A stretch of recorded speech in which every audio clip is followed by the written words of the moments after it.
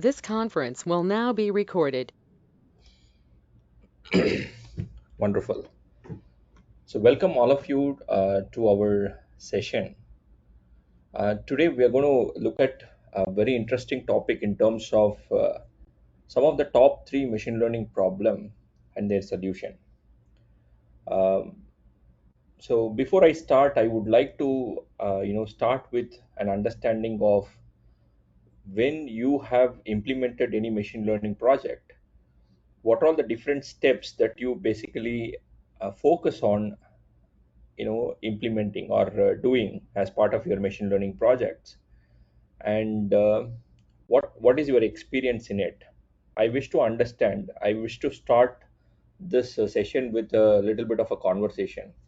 You can unmute and you can just talk about what's your experience in terms of, any of you can share your experience in terms of what are all the different steps that you follow in terms of developing your machine learning models. Anybody? Any volunteers?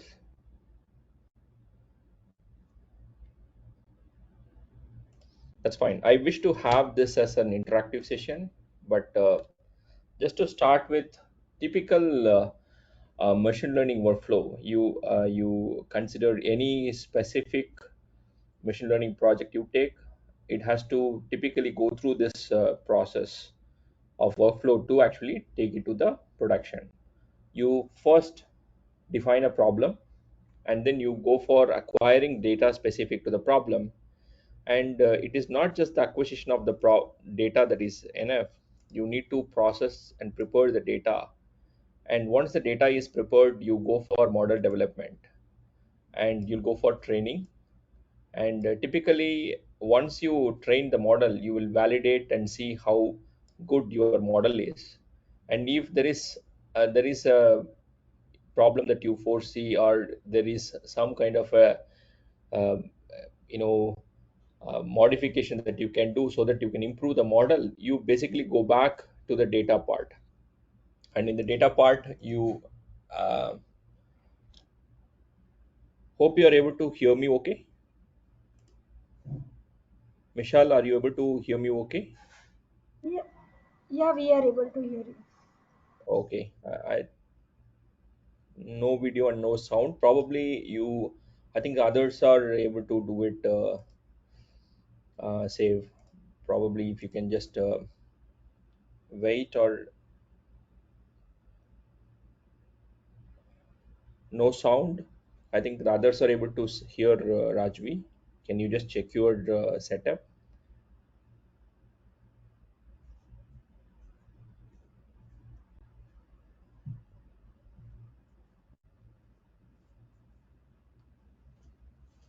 Okay, fantastic. Okay. Uh,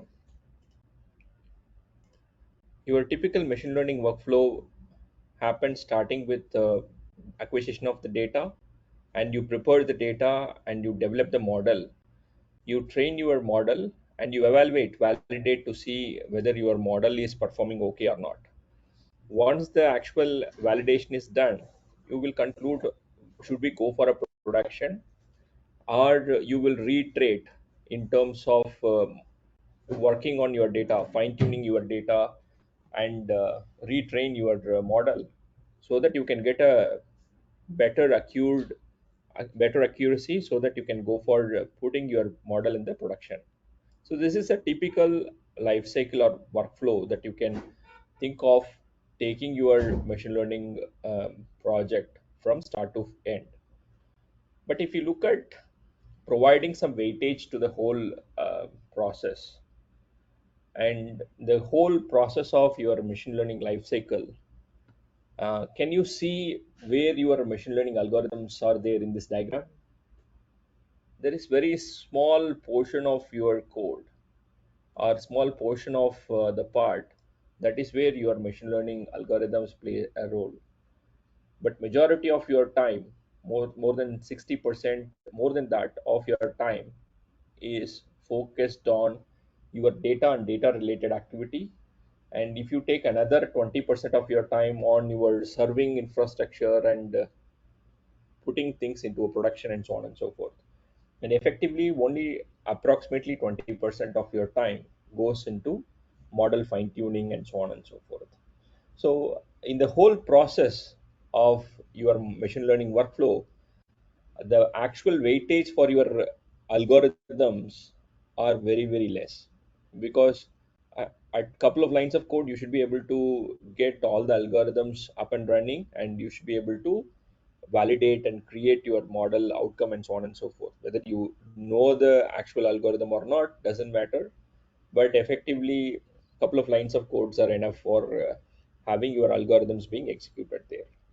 So the actual crux or actual importance for a machine learning project is typically the surrounding pieces of your algorithms. We should give more focus on the other items, rather focus on your machine learning coding as such, right?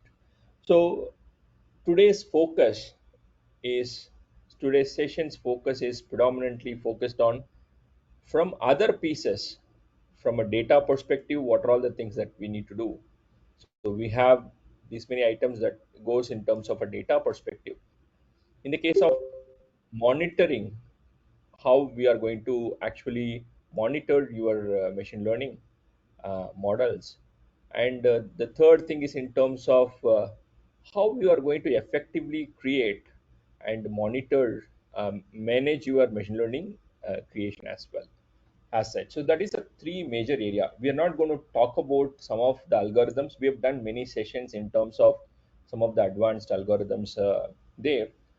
You can always refer back those algorithms. You have plenty of materials on them. But today's session is focused on three important problems specific to the three areas that we are going to look at. So this is the focus area. Let me just go to the first problem. So the first problem, let's take in terms of working with large data set. We all face this problem. Assuming that you wanted to work on a specific problem or a specific machine learning problem, you are working at a bank, and they are saying that we are going to give a loan. So we have million customer in our bank. Can you take the million customers past record and create a model out of it with say around 200 plus features on your data source? If you take a million customer, your data size that you may have to work on would go into couple of GBs, sometimes in TBs. So as a machine learning engineer or a data engineer or a data scientist, you may have to work on such a large data set. How effectively that we can work on such a large data set, that is our first problem. So how do we load this data is a first problem. The second problem is you could be having your data from multiple sources. The data could be from your databases, it could be from your data warehouse system, it could be from external sources in terms of a social media feed and so on and so forth. And we are all familiar with working with CSV files where you have bunch of data that is getting loaded in a CSV format, and you work with the CSV data. But is it an effective option? Is it an effective way of working with CSV for our data and processing? If uh, my data source is CSV with large memory footprint, how can I use it for my ML training? Like the example that I was telling, you have a million users where you have a data source which is running into terabytes of data.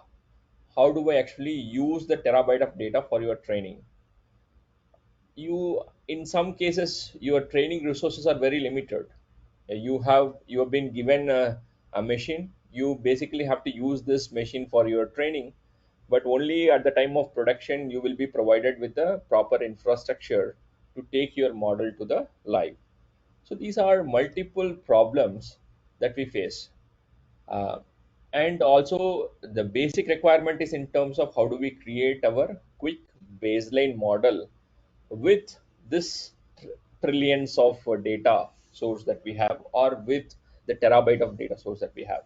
So all these come to a specific problem in terms of how do we effectively manage the data, and what are all the alternative options for managing the data. So from the programming point of view, you can look at solving this problem in two ways. One is in terms of using programming to actually reduce the size required for the data.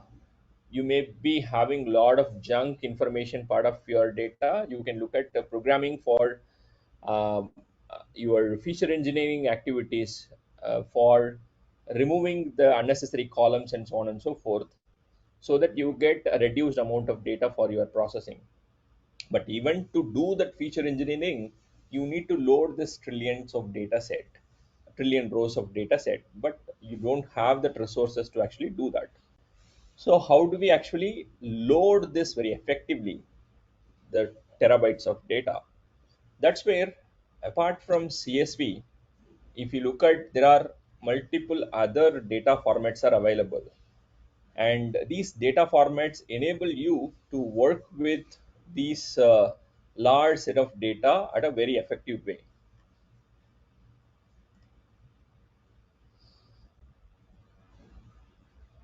Mhm. Okay. Rajvi, probably your settings, you may have to look at it, see whether in the settings, see whether you have an option to change the data source. I see that all the others are able to hear properly. Okay. So in the industry, if you look at, there are many different formats are available. I'm going to talk about three important formats which are alternate to the CSV format. The first one is called feather, and the second one is called parquet, and the third one is J format. Okay, these are, like, you are familiar with CSV, and these are other type of data format that can actually help you work with large data set in a very effective way. In this today's session, I'm going to look at feather and park, and as part of a demo, I will demonstrate to you how you can use park as part of your data frame, and so on and so forth. Okay. You have any questions, you can use the chat window, or you can unmute, and you are free to speak at any point in time. It is going to be an interactive session. I would love to hear your views, and I would love to actually respond to your questions and answers. So let's look at the feather data format, which is part of an open source initiative from Apache Arrow. And the main important thing is it stores the data in a binary object format. And the main features are, it is very fast, it is language as agnostic, data storage for Python and R. It has much faster time to read and write. There was one of our data science friend who has done a fantastic job of taking a comparison of feather and CSV, and the link for that particular research is given in the slide, where the he has loaded the data into a data frame, and he saved this the data frame, the pandas. I'm sure most of you might be aware, pandas are the framework, Python framework, that you can use for working with your data. You can imagine, if you don't have a background, imagine them as kind of your working with your tables. Pandas are a framework. So Pandas provides an option to save the data in the Pandas to a CSV, or Pandas also comes with a option of saving your data into a feather format. Now, when the part of this research, when the same data was taken and when the same data was saved in a CSV format, the size of that data, they've taken around a million record. When they saved, they were able to get a size of around 930 63.5 MB. The same set of data, when you save it in Panda's feather format, the total size it has taken is only 400 MB. There is a native feather features are available. There is a Python library, and it is also providing you approximately the same size, 400 MB. This is in terms of size. Let's look at the performance of read and write. When you compare how fast that you can read the same trillion rows, in Panda CSV it took around 3.85 seconds. With the same configuration of the machine, they were able to load the data using Feather in only just 0.47 seconds. And if you use the native Feather feature, it is only zero point 0.3 seconds it took. It is almost 100 times better than what you have from a CSV loading perspective. And in the case of write feature, if you look at Panda CSV to write, it took around 35 seconds, and feather format it can write in zero point 0.2 second. So that is the speed with which that you can actually achieve the writing. So feather is a fantastic option alternate for CSV. And how do you actually install? The installation requires you to have Python. In the case of if you are using Python greater than 3.8, otherwise there are still some problem there. You should have Python 3.8. You should have pip install feather for installing it. And data frames are defined by df. I mean those who are worked on it, data frames. And you, let's say, filter some data frames and you wanted to save this data frame to a feather format data on your desk or somewhere. There is a default method called toFeather, which can actually save your data into a feather format. And similarly, how you load a CSV file to a data frame, you can load a feather file to a data frame directly. Panda support out of the box support for feather datasets as well. So next time when you are looking at using um, much efficient data type, you should go for feather. And let's look at the next important data format, which is Apache Parquet. And this is also a free and open source file format, also developed by Apache team, which also a language agnostic. It stores the information in a column based format, similar to say Hadoop and all, how Hadoop stores that information, and similar way the informations are stored in a column based format. And it has Parquet has a very efficient data compression and decompression, and it can support complex data types. For example, uh, if you want to store a big data, large amount of data, it could be an image, video, or structured data table, you'll be able to use Parquet for your transactions. And the main purpose of using Parquet is basically to reduce the amount of disk space that you are utilizing when you are saving it in a cloud environment. If you are using S3 buckets or any other data storage on the cloud, you will be charged based on amount of space that you have taken on the cloud. And when you use Parquet format, you can actually you can compress the whole data without losing any of the actual originality of the data and directly save that details into your cloud environment to save your cost. Um, Another important thing is when you utilize Parquet, similar to how you have seen from Feather, the data load time and the data manipulation time and write time were much better when you compared with CSV. So let's show a live demo of the whole Feather. Feather as such is a fantastic format. Now I'm going to show how you can use Parquet for your actual processing. I just the source code for these are already saved and shared in the GitHub. You can always download the details from the GitHub as such. Okay. So to install Feather, this is a step for installing Feather. Let me just show the Parquet format. For example, let me just take, I have a sample data here. I have a CSV file called California Housing Test. I'm going to read this CSV file using pandas, and I'm going to convert this to a Parquet format. I'm going to convert this to a Parquet format. Let me just run this particular code. Because Parquet is directly supported, you don't need to do anything. So till now, there is no file available here called output. Once this has completed successfully, now what it will happen is here, you see here there is this output.parquet was created successfully. Now it is the same file. This is a CSV file, and the same CSV file is loaded into a Panda and converted into Parquet. So if you want to compare the size of it, let me just compare it. I'm going to download this output, and I'm going to download this test CSV file.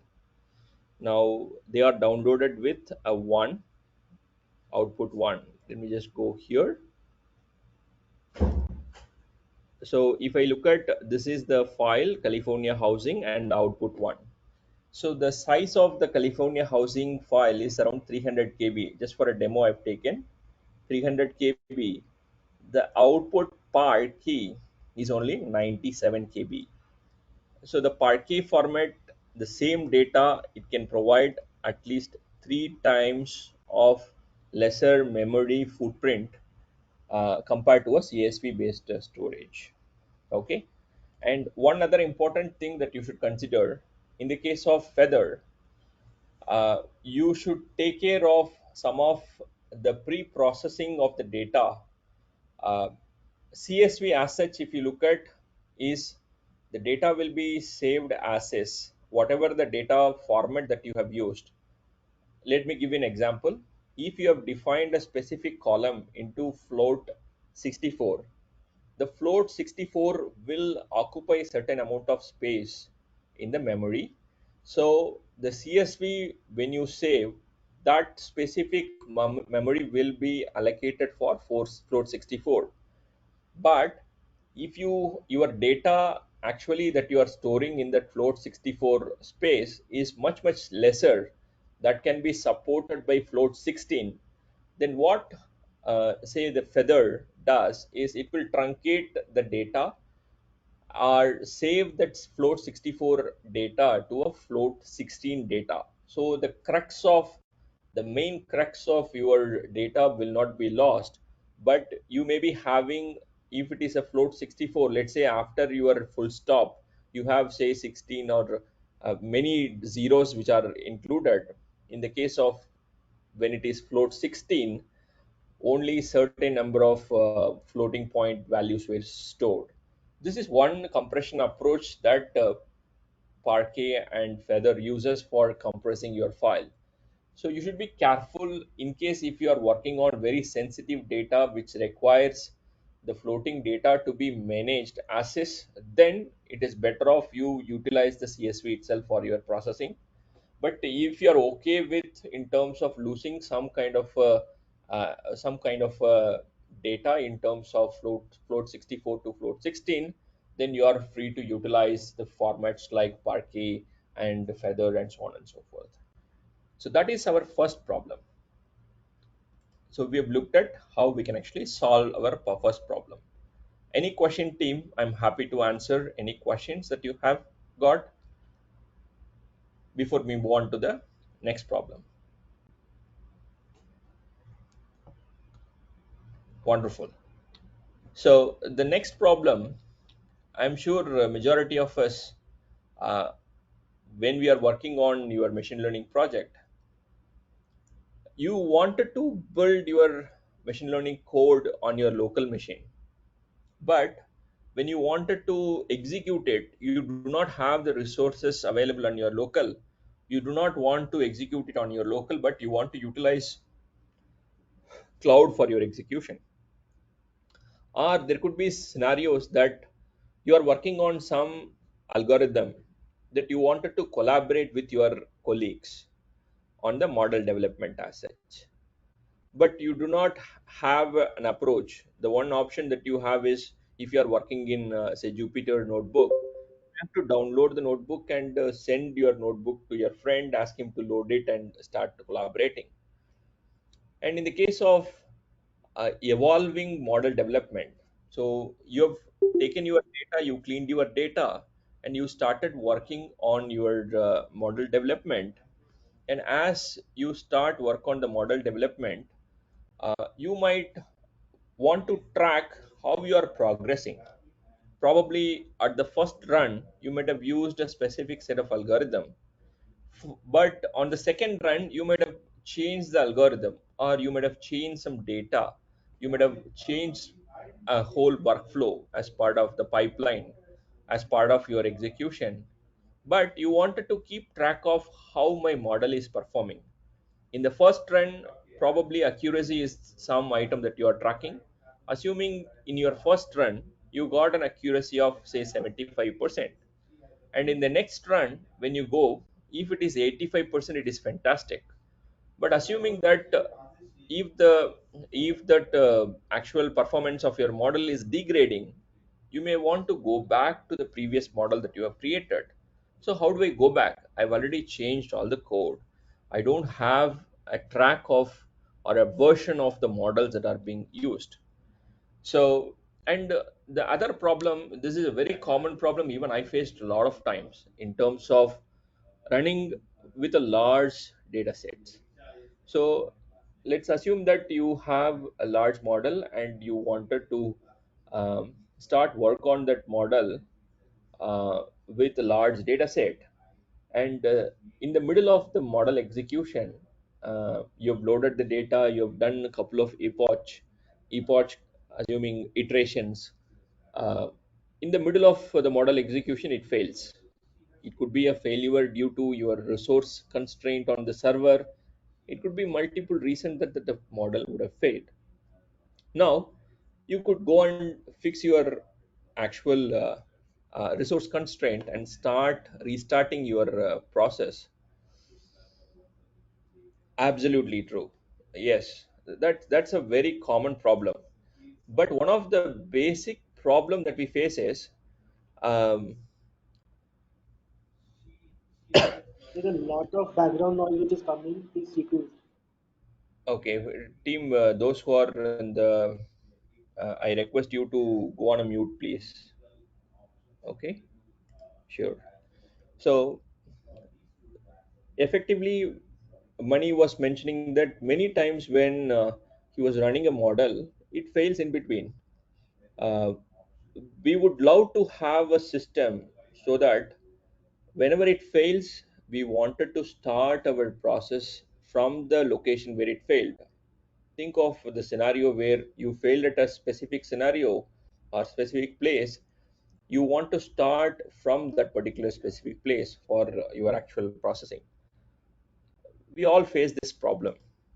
And the last one is, you see, in terms of, I had my model created, and my model was working previously fine. It had a very good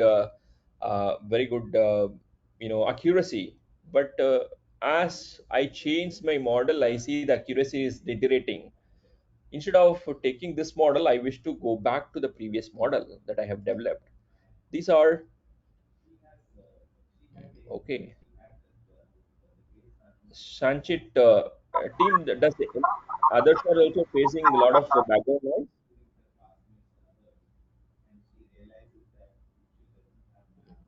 No, Personal, for me, it's no. simply clean. It's okay, fine, well. Okay, good.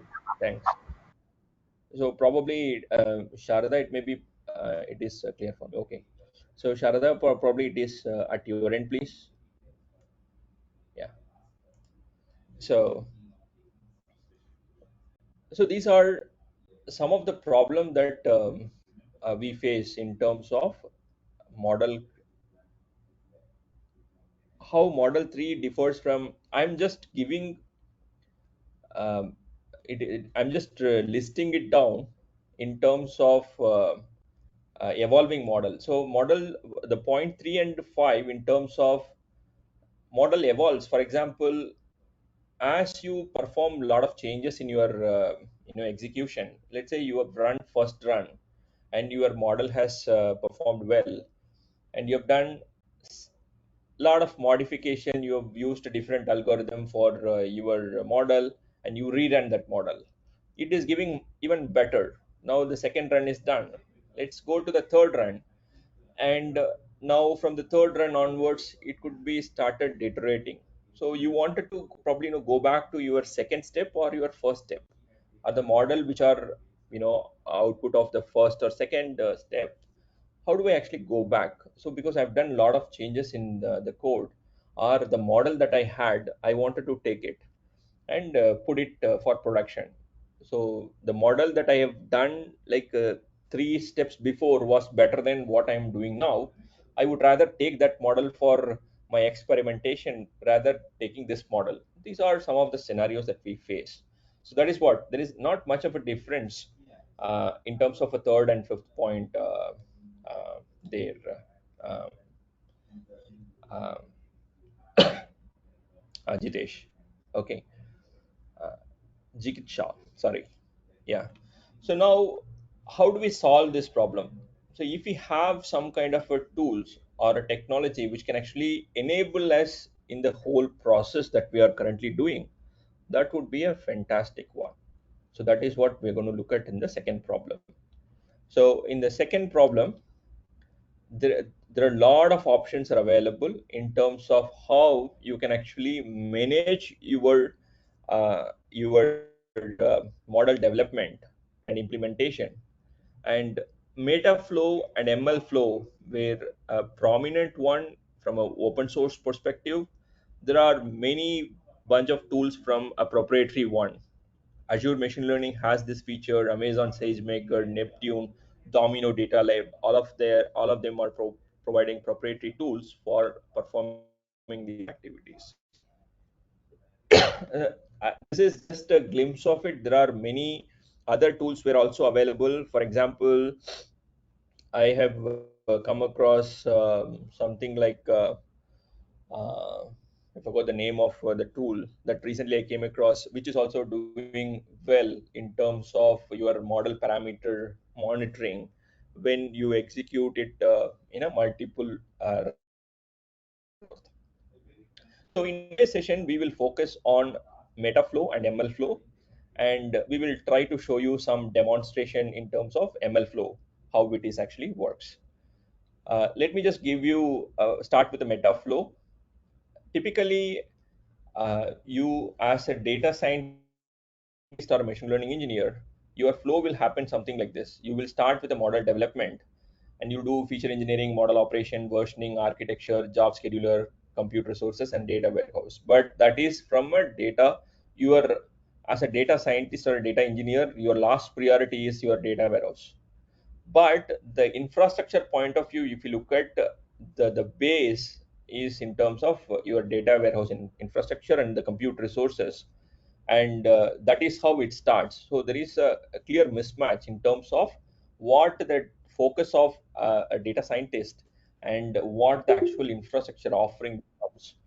And effectively here, the frameworks like metaflow and mlflow where help come in between these two to help the data scientists to minimize the problem of this infrastructure. That is what both of these frameworks were helping you to do. Not just the both of them, all the frameworks that I've listed were performing the same.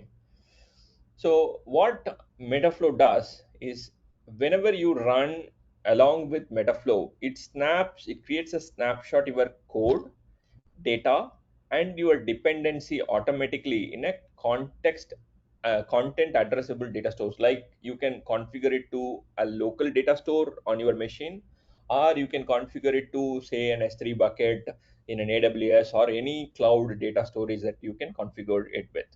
So it takes a snapshot whenever you run. Because you have a snapshot of these details available, you have an option of always going back to them at any point in time. So the other important features that Metaflow provides is you can collaborate with your fellow data scientists on a specific problem statement that you are working on. You can share your code using Metaflow and collaboratively work with that particular problem statement. Because there is a concept called steps in Metaflow, the whole execution of your program will happen in a step by step manner. There are a serial step and parallel step operations are possible in the Metaflow. You have an option of resuming your actual execution at any point in time. Assuming you have done your whole end-to-end execution is a 10-step process, your first execution failed in fifth step, you don't need to start from on the first step. You can start directly on the fifth step again after fixing the details and take it forward there. That is a fantastic feature. And sometimes you may require a hybrid way of running your code. In the sense, you want to develop your algorithm on the local, but specific steps that you wanted to run it on the cloud, because you may be constrained on a resource. Your company may be providing for a run, there is a separate environment they might be providing, and separate VMs they could be providing. So you don't want to kill your machine, local machine, rather put that into a specific cloud environment for running. So this is a hybrid work environment where you can develop specific set of steps to be, you can configure specific set of steps to be executed on your local, and once some resource intensive activity started, you can actually ask the system to actually work on remote. It's a hybrid work environment that is possible. And it, because it takes a snapshot of the data, you can go back and inspect how the metadata information, it could be your information specific to all the runs, all the parameters that are being passed on, all the different tweaking that you have done, and what kind of values that you are tracking, all the losses and your actual outcome, all these will be tracked as part of the solution. And you can manage multiple versions of the same. uh, how you manage a document version control, you can manage multiple model versions as part of your execution. That's the beauty of Metaflow. And as I said, it's an open source one. And all these features that we talked about in terms of it is used for managing compute resources. It can run on a containerized environment where Dockers and Kubernetes were by default integrated with Metaflow, and it can manage external dependencies very well. It can, many of the default frameworks that you see that we know of, like all the PyTorch, TensorFlow, and the related component, all are already integrated, works very well with the Metaflow as such.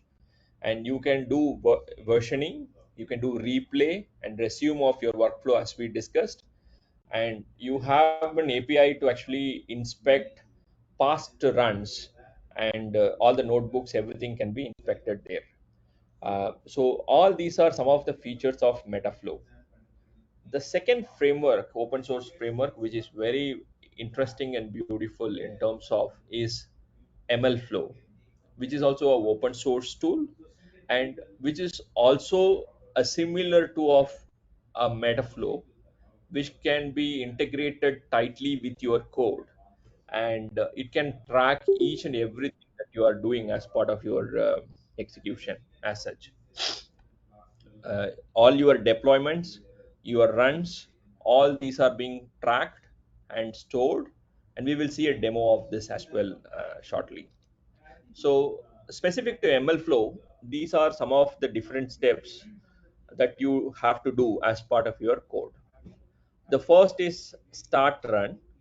So the MLflow as such, consider that as kind of a polling engine there is a separate polling engine that is going to keep on looking at what you are doing in your code. And as you perform some activity, this particular separate entity will keep on capturing whatever the activity that you are doing. So this engine has to be started. So before you start implementing anything, you will start work on this start run. You will start the ML flow, and the log parameters, you can share the key value parameters. This could be a hyperparameters that you are passing it on to track your progress. And you can actually share this hyperparameter details directly, and you can use that for fine tuning your details. And you have an option called auto log, which will automatically take care of logging your hyperparameters and your metrics details, your test and the live parameter details. If you wanted to track, you can actually do that as well using this. And you can load the model and provide that specific runs can be directly done by using ML flow. And towards the end of your ML flow option, you have to end the run as such. So these are multiple steps that you follow as part of your ML flow as such. So let us quickly look at a demo of it.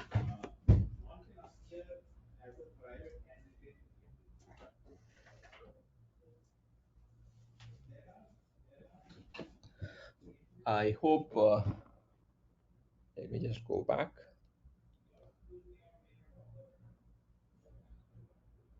So I'm coming here. So this source code was also already shared. Uh, Let me just reconnect. Okay.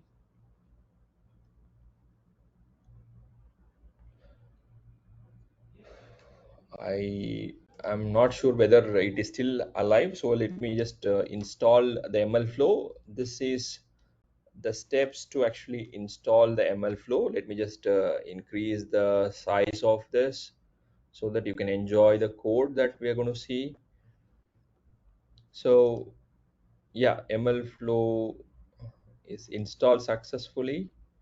And the next is in terms of accessing the ML flow asset. So let me just run this, and which is going to install the PyGrok, because this is basically enables me to actually access the ML flow outside of my environment.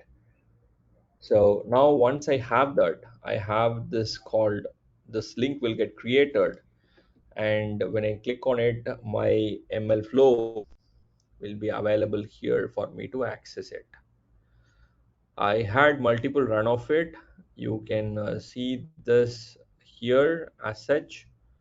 Um, so the same that will should get loaded with a new version. Let us see how it loads. By the time it loads, I will just show here. So these are some of the runs which were already done. I'm showing this in a Google Colab. So I'm just going back, let it load there. Yeah, it is loaded. Okay, so this is loaded. It is the same item that you have loaded here. The previous run details are already available. Coming back here, let us look at building a model and rerunning a model, and see how this model information can be tracked using that. Yeah, we are going to see that. Um, See that, Jigitesh. Actually, it does not, just to clarify, it does not improve the performance. It is only helps us track how we are performing. Assuming that you have created a code, and making it to improve on the performances on our hand. But what are all the different things that you have done as part of your model development, that you will be actually doing it as part of the code. So now the ML flow environment is up and running for us now. So now I come here, which is a very basic part. Let me take an SK learn. There is a IRIS data set is already available. I am going to do test train split. I'm going to load the IRIS data set, and I want to take only 10 seed values and split the data into training and testing set. These are typical data processing operation that you do. So now I want to use a random forest classifier as part of my actual option. So as part of that, the first step is in terms of ML flow start. So this is the first step before you start tracking your actual code. So you have created this ML flow start run. So that means when this is executed, the ML flow will understand that it has to start the tracking. The log param, whatever the seed that you have taken, you are putting that as a parameter, because this is a simple hello world example that I've taken. You can consider that assuming you are working on a large neural network where you may have to tweak 10 different parameters, number of layers, number of neurons in the layers, and how you are adding layers, and how you are giving what kind of dropouts that you are using, and so on and so forth. And all these are your parameters that you will be tweaking. So for each and every run you need to track what parameters that you are sending. So this is how you basically track your parameters that you are sharing. Now the next is it's an estimator. This is also another parameter you wanted to take as an input. You can take as an input, or you want to provide that, you can provide it there. Let me just take that as an input. Now I want to use the estimator and provide that to a random forest classifier. And now I'm going to initiate something called autolog. The autolog in the SK, it is part of your ML flow SK lane library, which will automatically log lot of details that is required in terms of training, testing parameters, and so on and so forth.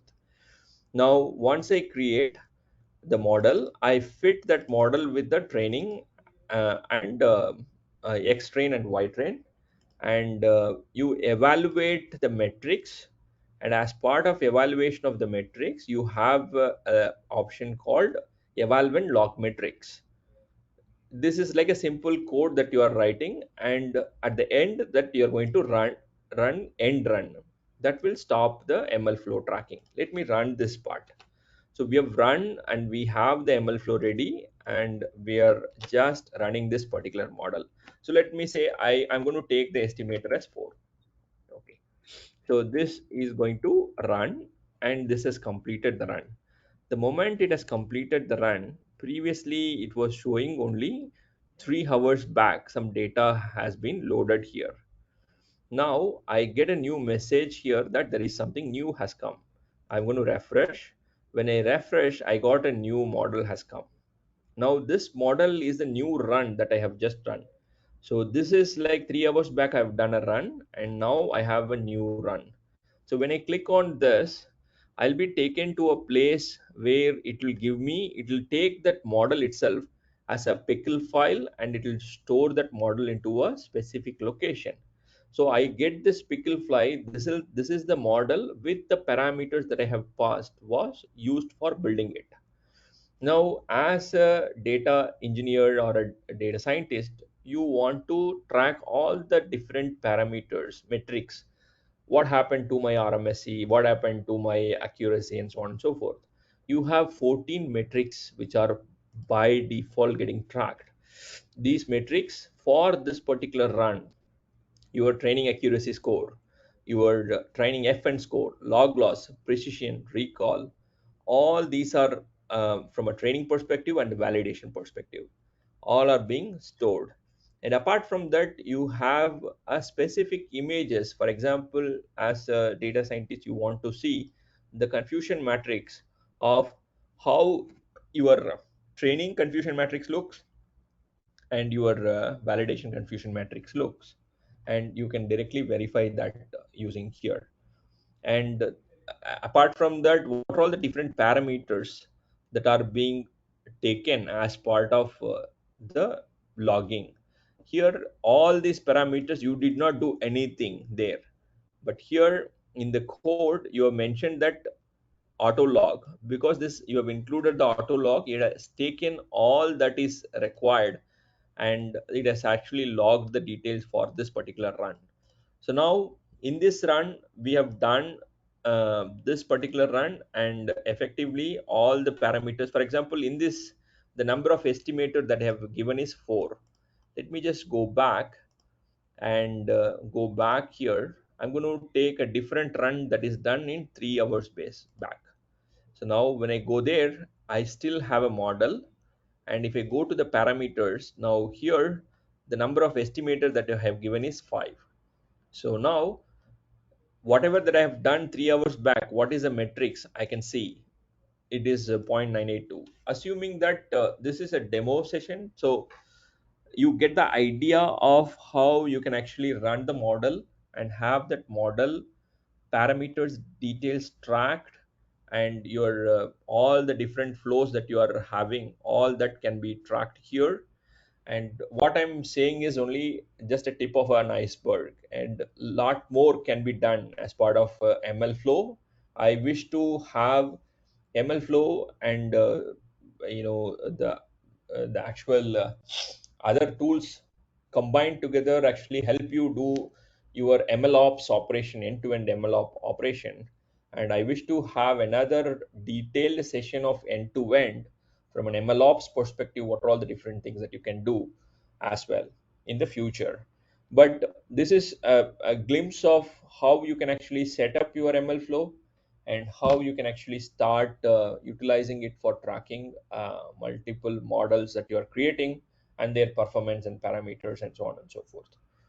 So that is for the second problem. Any question, team? I hope you are enjoying this. Any questions? Hello, yes, Prasanna. This is Manigandan. Good evening, everyone. Yes. Yes, Mani.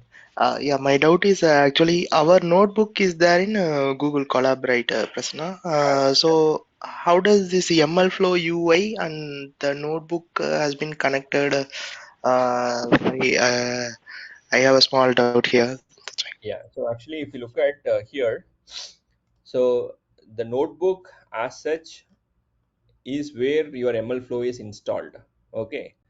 So what you are doing here, this is basically if I have a local instance that is running, it is much easier. I don't need to go for this ng-rock and all. You have something called a local host. Using local host, you can actually see these details. Okay. So ML flow allow you to, for example, you can see here localhost 5000 is a port number, and you can install it on your local machine. And it is like how you normally use your typical other libraries like your pandas and others. How you install, you can install your ML flow like pip install ML flow. You can have it installed on your local. Once you have it installed on your local, you can access it directly using this localhost 5000. You don't need to go through what I'm going through. I am doing this step because I'm using Google Colab for accessing it. So once I have it installed, because this installation is happening in Google server, I need to have a hold of that Google server. That is where I'm using this step. Okay. If you are doing it on your local machine, you can just do pip install ML flow, and you can just directly go to a step in terms of how you can actually start using importing the ML flow and start using the ML flow as part of the operation here. You don't need to do a specific things that what I'm doing here. Is it make sense?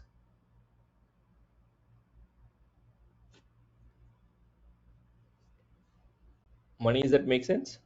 Yes, yes, Prasanna. Yeah, Thanks, sure. thanks, Prasanna. It's clear. No problem. Yeah. So wonderful.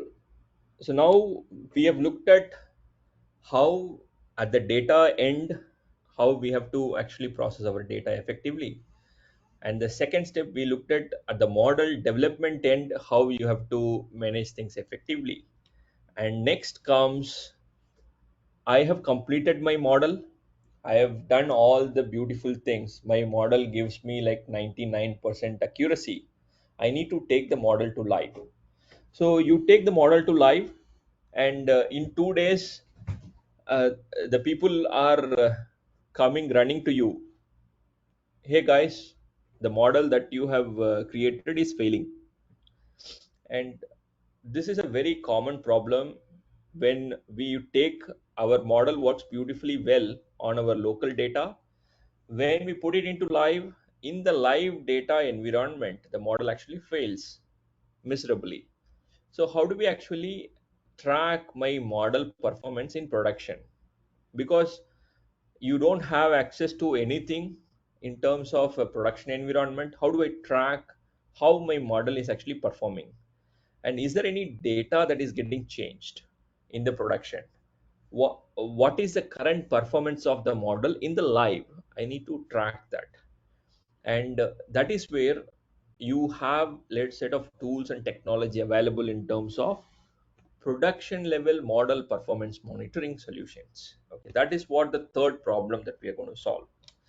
So now uh, we're going to look at monitoring for the change in the data. These are some of the technology tools which are available, and this is just a glimpse of it. There are many more are available. Many more are available in the market. And the first is Neptune, next is Grafana and Prometheus, Labs, Evidently AI, and Arise. These are some of the tools which are available. Now, let's look at in this session, I'm planning to focus on the tool Grafana and Prometheus, which is predominantly an open source tool. So anybody can actually start experimenting with it right away. So both Prometheus and your um, Grafana were two different open source projects, but they both are being combined together by Grafana team. There is a company called Grafana Labs, and the company actually combined the features of this. This can be utilized for your MLOps operations. Sorry, your ML monitoring operation in the production. You can query, visualize, and alerts any alerts that comes in, and you can explore your matrices, logs. All this can be directly visualized using Grafana. Basically, the data that is coming in, probably your machine learning model that is working in the live, the data would be in terms of, let's say, every 5 minutes you are tracking what is the performance of your model, and the data that you are getting is a time series data, and it it can be visualized wonderfully in a way that the time series data can be directly viewed on Grafana library as such. And the Prometheus as such acts as a gate for tracking your matrices as part of your machine learning models and so on and so forth. So these are the Grafana stack. Visualization is provided by them. Matrices, there are multiple options are there, and they have a tight integration with Prometheus. Logs are with Loki, which is for logs management, and traces are with Tempo. We're not going to look at all. We're going to look at from visualization and matrices from Prometheus as such. That's the only focus area that we're going to do. Okay. So now, as part of our demonstration today, what we're going to do is in terms of uh, we're going to take our we're going to take our machine learning model to a production, mimicking a production, and let's assume that every specific second or a minute, this particular model is going to provide some data.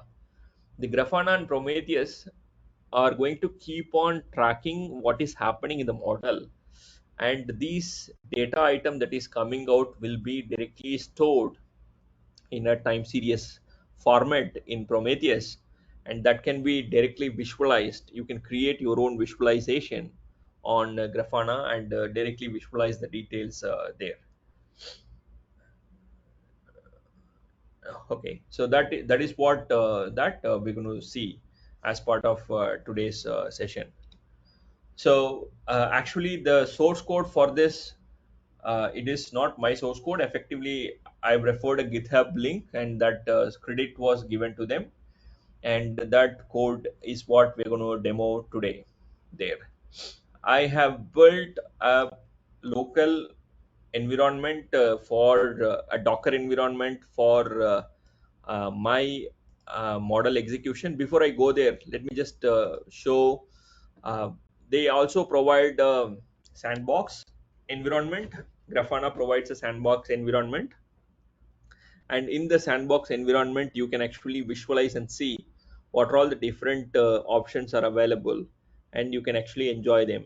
So this is one time series dashboard that Grafana provides, and which can be utilized. You can straight away for any time series specific operation, you can directly plug in the data and do all the processing with the Grafana assets. You can even filter. Let's say I want to see only this data. I can just select this particular location and go in specifically to that particular area. Even to go a deeper level, I want to see what is this happened in this location. To that level, all the data, uh, you know, um, drill down can be done using Grafana as such. So this is a sandbox that they have shared, but you can create your own environment, have it installed on local, and also have it installed on any cloud environment as well, and have it utilized for your whole process. So what I have done is, this is the actual process that we have. I've set up as a local environment, my dashboard here, and I have the code. So the code, what is going to happen is, it is going to throw out a model, and it is going to run, and it is going to throw out some of the data. As it throws out the data, and the data will get sent to the actual uh, time series database and gets logged directly in the actual model that I'm running here, Grafana system that I'm running here, so that I can track it. So this model, let me just take this particular kernel. Let me just take uh, restart and run all. Let me just run the whole system. Yeah, so it has taken that. So I am running this now, this part. Now you can see, you can track them using the star symbol here. What is this is basically, um, okay, so the TensorFlow version is 2.2, and this has executed this. Now it is here, and effectively I've given a epoch of around 1000. So you can see that number of epoch that is happening, and this epoch that you can keep track of, and and it has executed the 1000 epoch completed, and it has completed this part and the histogram details, and now the error details are done. Now it started logging. For example, you can see here ML monitor has started logging the details. Okay, so now as it logs the detail, now I can go back to the dashboard here, and this is a custom dashboard that I have created. So I can create as much as possible in terms of what is required. So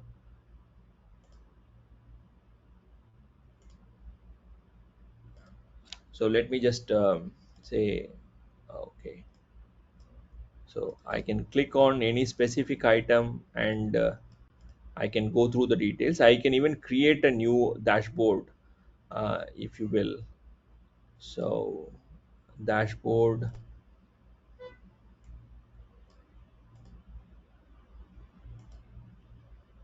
So create a visualization.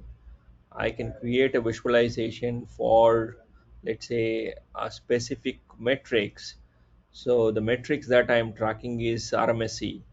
Let's say the RMSE is the metrics that I'm tracking. Actually, if you look at till now, I have tested it probably around 2 p.m. Now it is around 8 p.m. Now you can see here that there is some data that is started coming up here. So now let me just take some more details. I'm going to say I want to um, mm, I want to add a lot of details, points, bars. It's too much. Probably points should be fine. And you want to add minimum, average, max, total, max, to the right. I can provide all the data, or you can put it to, say, anything, that all these parameters that you can provide and add it there as part of uh, your model as such. So I've added. Now let us see. Now if I just, this is the panel that I've just created. Now if I just go here specifically, now around 8 o'clock, you can see that the data started coming now. So the data is flowing now from your model execution. Now you can see that here the ML model is still running and the data is getting logged there. You're monitoring that directly using here in the dashboard. Now we see that informations are getting logged here. So every 30 seconds, that 30 millisecond, that informations are actually going in there as such. So this is okay. So this is a new dashboard that I can take, and this is an example of how you can actually use say Grafana for monitoring your model performance as such, whether the logs managed by MLflow or in a readable format, so that we can create custom visualization for the time series. Okay, so there are two different things. So this, what we are looking at is Grafana, and what we looked at is MLflow. So they were for different purpose. So MLflow was for you to build your model. uh, as you are building your model, you can actually build your model assuming you have multiple versions of your model being created. You can use MLflow, all the parameters that you are changing, all the details that you can provide, and that will be tracked in the MLflow. No question about it. Okay, so now Grafana, where we will be using.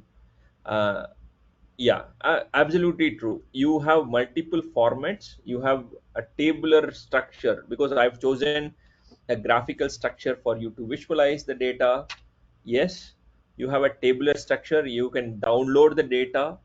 You name the feature that you want. All are possible in Grafana as such.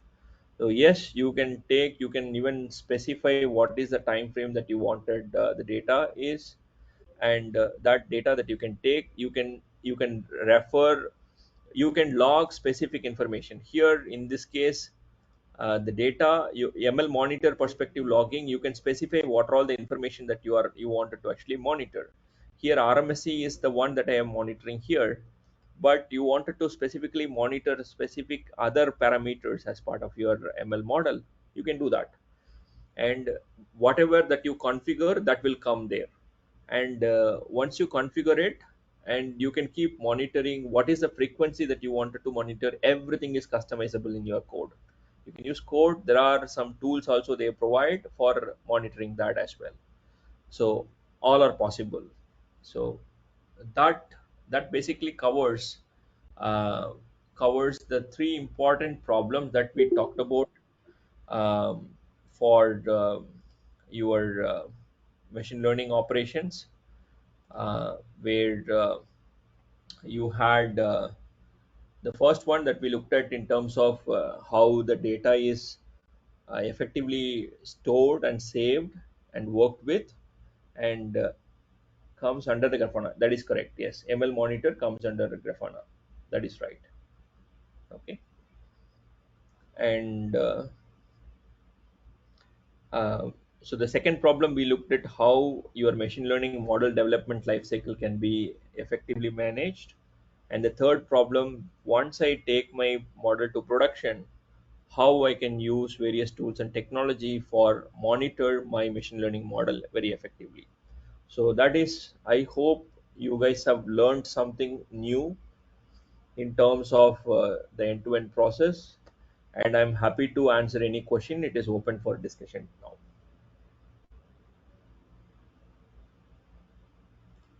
Team, any questions?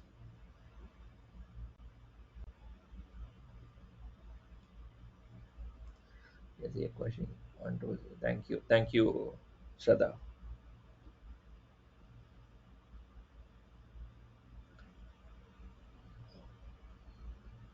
Audible? This Good. is Mani Prasanna. Hi, Prasanna. Yeah, yeah, Mani. Yeah.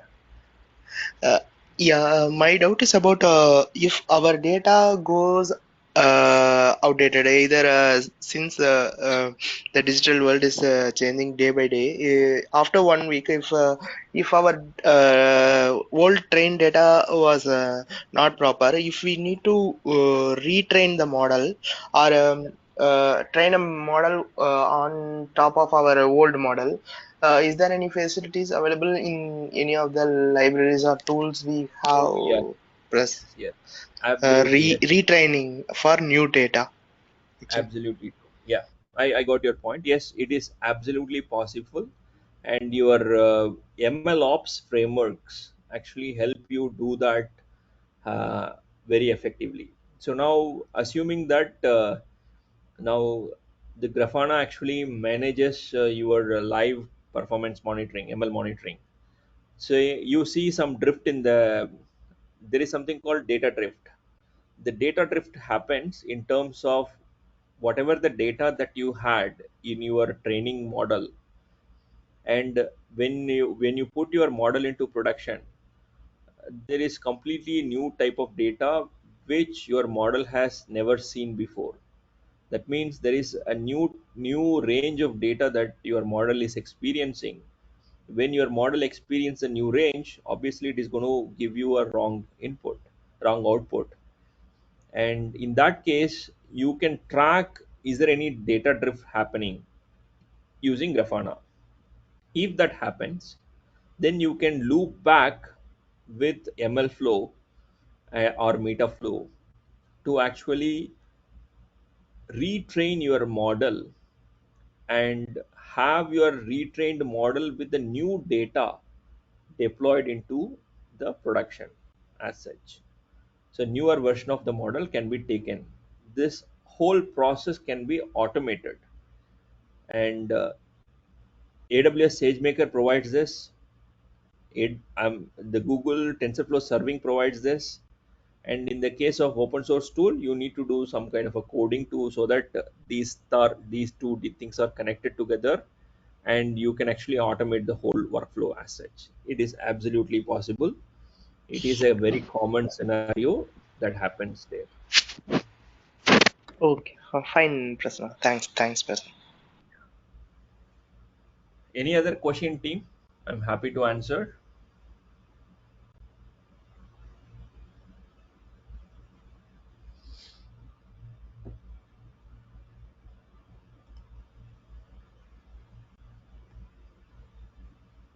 So if there is no question, and it has been a wonderful session, and thank you all for your patience to listen to me, and I hope you have learned something on today's session, and thank you very much uh,